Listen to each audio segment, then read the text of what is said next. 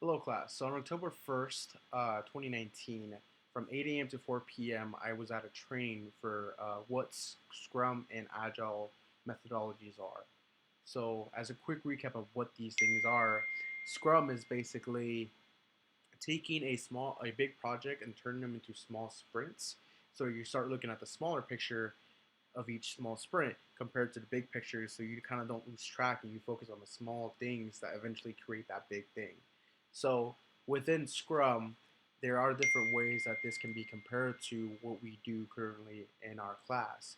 So one of the ways that we do this stuff in our class is we have that visual board where we have the key customers, and we have the key like stuff within our products and so forth. So the way that you can incorporate this into it is there's a visual representation for everything that you do, and it's the same thing within Scrum. Where you always want that visual representation.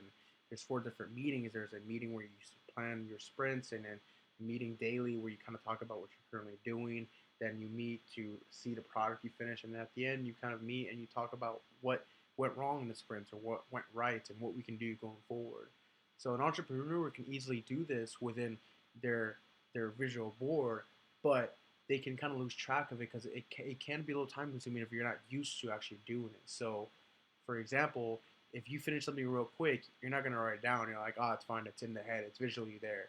But if you don't write it down, you're going to forget about it, or that's not going to be your done list. And that way, it won't be as, you haven't finished as much. And that's where somebody can really fail.